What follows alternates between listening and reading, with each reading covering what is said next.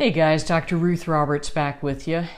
If you saw the live broadcast I did on the main page, I touched on food sensitivities and things of that nature.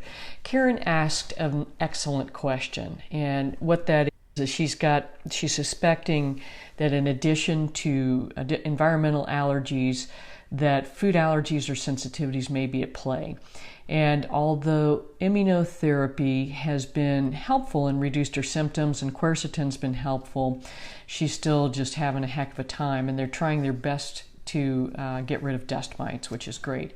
And I think that's where the oral immunotherapy is outstanding for dust mites and then mold sensitivities too. So hopefully that's what you're using, Karen.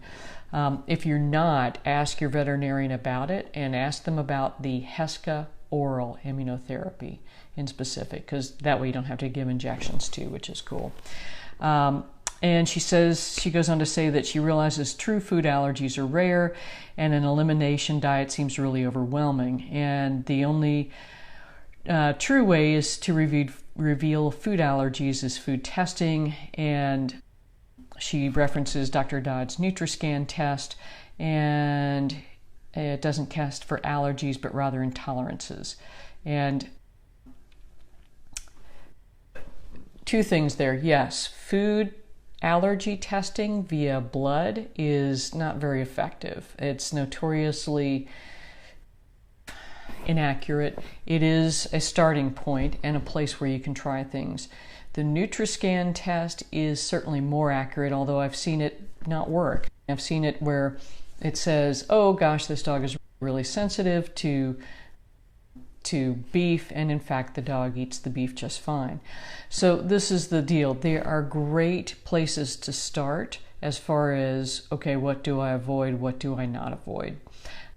And that has been very helpful. Now I will say this, if you go, okay, you've decided, you've done the NutriScan, it says that whitefish and sweet potatoes are fine. And then you're right, it is a relatively limited panel as far as there's only 24 different foods available. I think she's included a couple of vegetables that are commonly fed, like green beans, because everybody did the green bean diet where you fill your pet up with vegetables, and a lot of dogs develop sensitivity to them. Or everybody decided flaxseed was really good for you, and so now there's a ton of dogs that are sensitive to flaxseed. So that's not a bad idea. If you do that though, you still want to rotate what you're feeding. And so rotation diet, and it is a pain in the behind, and I've had to do them a couple of times myself, and it just stinks because what you're reacting to is what you eat every day. So on the Dr. Ruth Roberts page, I did a little explanation about leaky gut syndrome. Long story short, if you have leaky gut, the tight junctions between the enterocytes aren't working, and so improperly digested food goes straight down to the immune system. So every time you eat or your pet eats chicken and rice or chicken and corn, if you're feeding cruddy food, which you guys are not, thankfully, then your pet's immune system reacts to it, and it's like, whoa, invader, kill it. And so that chronic inflammation ends up affecting the GI tract and other parts of the body, most notably and most often the skin. So the point of doing a rotation diet is to present a different antigen, a protein and carbohydrate and veggies to some degree as well, to your pet's immune system, ideally every day. So where that gets difficult to carry off is if you think that you have to cook every day. And this is the upside of the crock-pot diet, is that you don't. What you would do is make batch one. So let's say we've chosen turkey and quinoa as our protein and carbohydrate, and then we're going to pick one brassica and one other set of veggies, and you're going to pick one of each. And the goal is that if your pet has difficulty with that, anchovies, man, that's cool, Terry, but didn't work out, but at any rate, if your pet has issues with that batch of food, then you only have 4 ingredients to work your way through to see what the issue is. Make sense? So following down that track, we're going to have 1 batch turkey, 1 batch beef, 1 batch pork. And we're going to presume that your pet's been eating chicken and corn. Obviously, you're going to want, this is laid out in excruciating detail in my gut health program about how to do a really successful elimination diet. You need to write down everything you've been feeding your pet for the last 6 months, including every protein, carbohydrate, and vegetable, including the stuff in the treats, because that's the part most folks forget. So you're going to set up, batch number 1, feed that day. You're going to have batch number 2 cooking for day number 2, and then batch number 3 for day number 3. Now, what you're going to do is when those batches cool down, you're going to bag up 24 hours worth of food in a plastic bag, and you're going to put them in the freezer. So the goal is that every 3 days you're going to feed turkey, beef, pork. Start over, turkey, beef, pork. And so what you're doing now is pulling a bag of turkey out and a bag of beef out and a bag of pork out so that they are sitting in your refrigerator defrosted and ready to go. And then you divide that into the 2 meals and go from there. So Karen, that is the simplest way I can tell you to do a true rotation and elimination diet. And again, guys, we're doing consults, helping you make health maps for your pets. And again, it's laid out in excruciating detail in the gut health program, along with supplements that help heal gut issues like leaky gut syndrome. So that's the best way to do it. If that is still too much to handle, and I get it, I'm hardcore about this stuff because it's what I had to do to get well. And if I can't carry it off with me and my own pets, then I cannot expect you to do it either. The second best way to do it is just rotate batches. Turkey batch for week 1, maybe make half batches even. Beef batch week 2, pork batch, beef week 3. And so the goal is, again, just not pounding the immune system with the same thing day in and day out. Does that make sense? I hope so. Again, NutriScan can be very helpful as far as giving you some guidance about what to avoid in terms of proteins. If you're not sure, and this is the thing we often got, was weak to intermediate reactions to everything. And so what that tells me is that is leaky gut syndrome. And so in that instance, what you're going to do is pick the 3 least offensive proteins that your pet probably you think is okay with, and then feed a couple of trial meals. Granted, these aren't going to be in balance, but that's okay. The goal is, before you commit to an entire batch of stuff, unless you've got another pet that will happily eat whatever you feed it without any issues, before you commit to an entire batch, do a couple of trial meals and realize that it may take 48 to 72 hours to see the reaction to what you're feeding. So do a couple of trial meals for a couple of days. Does that work? Everything's hunky-dory? Or then do the symptoms blow up in your face? So you know that whatever that was, no, we're not using that. And then go down to the next least likely offender, if you will. So again, NutriScan's great. I think that you, the pet owner, can now buy the kits from Dr. Dodd's website. The upside about these are that they are saliva-based.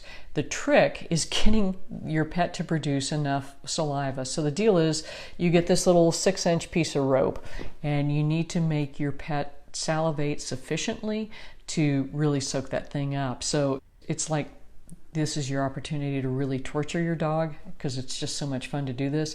So you've got the rope in the dog's mouth, and you've got this bowl of food that you know is just absolutely delectable. So other key point is, do not allow them to eat or drink for about, I can't remember if it's 10 or 20 minutes, but again, there are really clear instructions in the kit. So no eating or drinking before the test itself, and then you get to torment them with these delicious goodies to make them salivate more. If you have a boxer or a Great Dane, this will not be a challenge. But for the smaller breed dogs, Doxies, that sort of stuff, it is more of a challenge. So you get the rope soaked with saliva, you get it crammed down into the little tube, that comes in the kit, and you fill out the form, ship it back to Dr. Dodd's laboratory, and somewhere in a week to 2 weeks you get some results back. And again, they are going to measure IgA, IgG, IgM testing, I think. No, it's IgA and IgM, sorry. And those are two types of immune proteins that indicate a response. So, and the both of them together makes it more likely that yes, this is a big deal. The other nice thing is that the lab will put on there, weak reaction, don't worry about it. Strong reaction, avoid. Intermediate reaction, avoid. So they're going to help guide you through the process of what's likely to be at issue and what's not. So I hope that is helpful, but that is, if your dog has any chronic condition, to me, it's really important to go through that, and it is a pain in the behind, simply because if inflammation is at the base of every chronic disease, chances are really high that your pet already has leaky gut syndrome, and rotation and elimination diets are one way to fix that. So I hope that helps. And Terry, it sounds like you're still really struggling with your guys. I know one dog we talked about hypothyroidism and things you could try about that.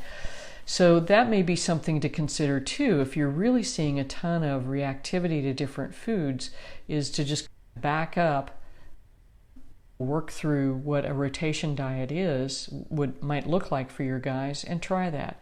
And I know you're in an RV, so it's a pain, but I think you guys are heading home soon, right? Yeah. So what else is going on? Has anything changed, or it's just been gradually getting worse and worse? Is that what the deal is? Just escalating up slowly regardless of where you are in the country?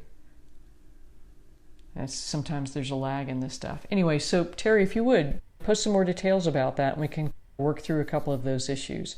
When we're actually getting ready to get a lot more mobile too, which has been just no improvement overall. And so I'm going to do the hard sell here, and this may be time for us to sit down and have a conversation. So you guys go to the website, theoriginalcrockpetdiet.com, and on that, right on the home page, there's a link right over to the health map packages. So that may be something we need to do, is just really walk through everything. So we're getting ready to go mobile too. So this is really weird. So we're selling almost everything we own. We're getting chunked down. Our goal is to have a home base in Fletcher, North Carolina, at a family farm there, and we'll have about 500 square feet. So we're going from a 2,400 square foot house, and then June 28th, we are hopping in the car with Mona and Pepe and the stuff we think we need for travel, and all of our creature comforts, because we're real foodies. We cook almost everything for ourselves as well as for our pets, and heading out west. And as you guys know, Charleston is just not my friend anymore, sadly. We're excited and nervous and all of those good things, but we've got Pepe up to 1 mile walks in the backpack, and he's pretty much digging that. We've gotten him to where he is not as horrified about riding in the car, although there was a hilarious video that Mary Jo took the last time we were in there when he was hangry. So you know that thing when cats are eating, but they're like all the way through their food? That was Pepe. So that's what I know, guys.